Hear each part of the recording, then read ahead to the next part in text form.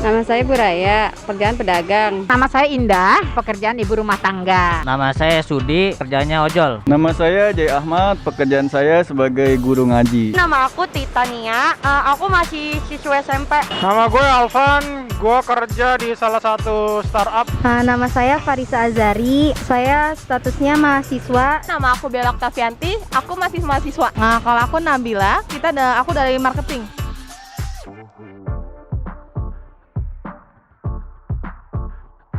Percaya karena saya pernah kena juga. Nggak tahu deh, nggak ngerasain. Kalau aku sih enggak. Saya percaya. Ya percaya nggak percaya ya, soalnya saya sendiri juga nggak tahu itu sebenarnya apa. Cuma karena ngelihat kemarin berita kayak ramai banget, akhirnya jadi ada percayanya tuh. Percaya COVID itu ada? Percaya. Percaya banget. Udah, dua-duanya udah vaksin. Sudah. Udah. Vaksin udah. Udah 2 sih. Gue udah vaksin. Udah dong. Karena pekerjaan aja sih.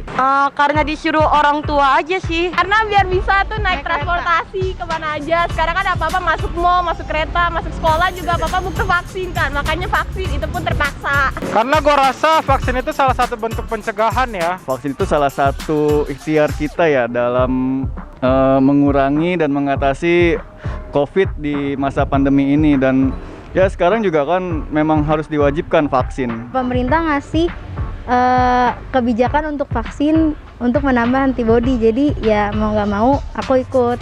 Ngikutin pemerintah. Karena sekarang ini kan semakin banyaknya varian COVID, mau tidak mau kita harus vaksin untuk kekebalan tubuh kita sendiri. Itu yang saya tahu cuman untuk meningkatkan imunitas doang ya, biar kita nggak kena COVID. Guna mempertahankan diri dari serangan-serangan virus COVID. Buat pencegahan penularan COVID sih. Gue rasa vaksin itu jadi regulasi yang jadi hal yang harus banget gitu. Vaksin itu sangat efektif sekali karena ini kan virus ya, virus baru. Jadi ibaratnya kayak kita imunisasi lah untuk mencegah, meningkatkan imun.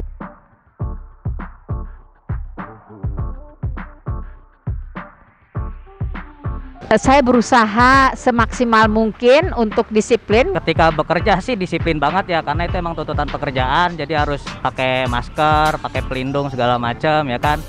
Gue rasa udah cukup disiplin ya. Soalnya kan gue sendiri juga kemana-mana selalu pakai masker, terus juga selalu bawa hand sanitizer, selalu pakai hand sanitizer, juga terus selalu cuci tangan. Ya ngikutin aja.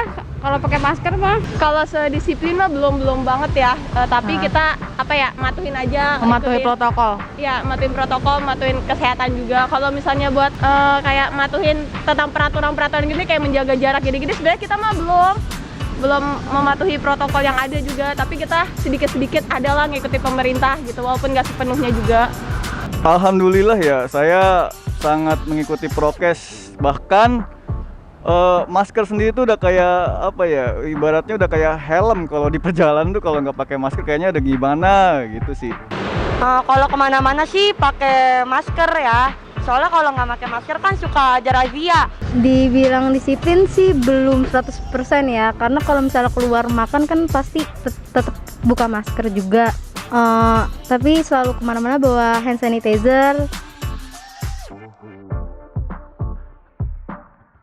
Nggak bersedia soalnya kan mau sekolah ya, mau ketemu teman-teman, mau main juga, jadi nggak bisa karena ada itu social distancing. Bersedia aja sih, apalagi kalau misalnya pemerintah ngadain PPKM yang lanjut, itu pasti kan harus taat peraturan pemerintah.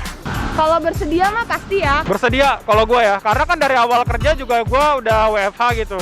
Terus gue rasa gue juga jadi banyak waktu buat keluarga. Saya kurang bersedia karena sebagian besar itu ya pekerjaan saya selain guru ngaji, saya juga punya pekerjaan lain di jalan gitu. Jadi kalau untuk mengurangi mobilitas secara signifikan sih kayaknya sih nggak memungkinkan. Sebenarnya sih agak keberatan ya kalau misalnya dari pribadi, karena pekerjaan saya emang di luar.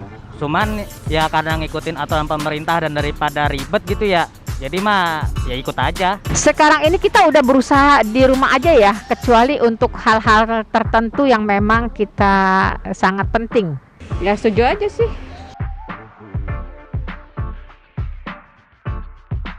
bansos bagus kok, cuma terkadang faktanya itu di lapangan dari pemerintah turun mungkin ada beberapa yang nggak nyampe ke masyarakat gitu kan. Entah ya mungkin adalah beberapa kasus-kasus yang kemarin perlu diperketat lagi untuk distribusi ke bawahnya. Kalau dari pemerintahnya mungkin gampang, kalau dari warganya kan nggak semuanya dapat juga. Setiap penderita COVID yang melaporkan kepada kelurahan, itu kelurahan akan memberikan bantuan sembako untuk menunjang selama dia di karantina mandiri di rumahnya. Untuk dapatnya itu cukup sulit ya, karena administrasi cukup ribet. Kecuali mungkin kalau juga dari teman-teman banyak yang tertib administrasi baru bisa dapat. Soalnya kan masalahnya kita dari kampung.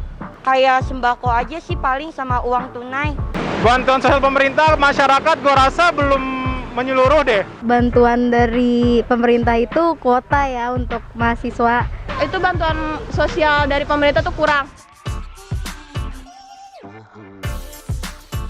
Cuekin aja lah, kan nggak semuanya bener. Mungkin ada di beberapa grup WA, tapi lepas dari itu hoax atau tidak hoax, kalau saya tetap pada prinsipnya pemerintah itu yang harus kita ikutin.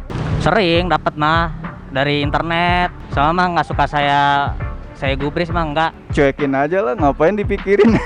Kayaknya enggak sih, soalnya aku kan dikasih tahu sama mama ayah aku, jadi ya udah yang mereka kasih tahu aku ikutin. Sering banget, apalagi tuh di WhatsApp ya, di WhatsApp. Ya kalau gue sih, kalau berita, gue tipikal yang harus gue cross check dulu sih. Nggak cuma sekali, dua kali, mungkin gue harus lebih research lagi soal berita tersebut gitu, biar gue tahu dia itu faktual apa enggak. Jauh ini sih aku belum pernah dengar berita hoax mengenai COVID ini. Cuma nggak tahu deh kalau orang lain ya.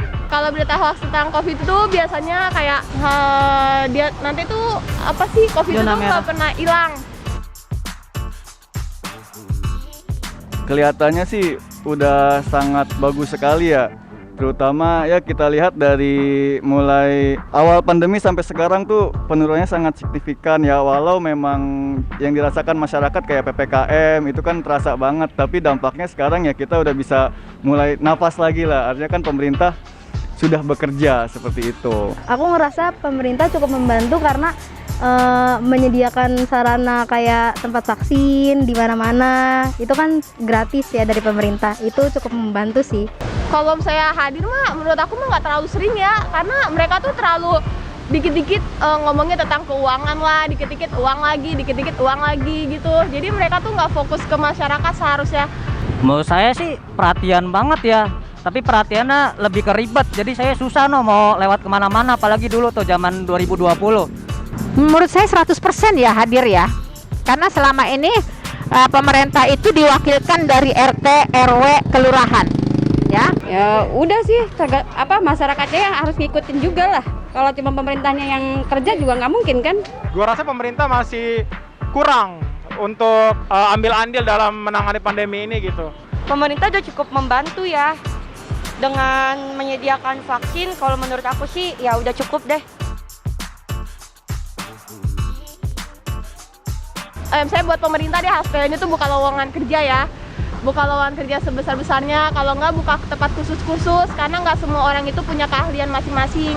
Ya kalau saya mah kagak ngerti ya pemulihan kayak gimana, yang penting kita mah bisa makan enak ya kan, harga turun.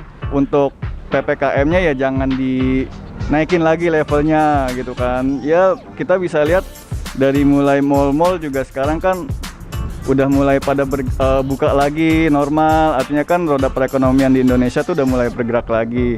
Ya semangat.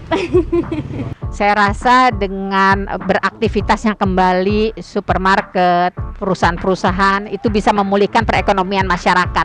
Pemerintah tuh lebih memperlonggar peraturannya nggak sih? Kayak kalau untuk kafe tutupnya nggak apa-apa, boleh lebih malam.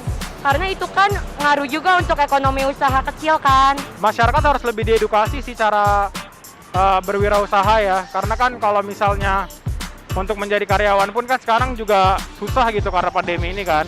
Bantuannya sih yang diharapin bisa ada lapangan pekerjaan untuk orang-orang yang kehilangan pekerjaannya di masa pandemi.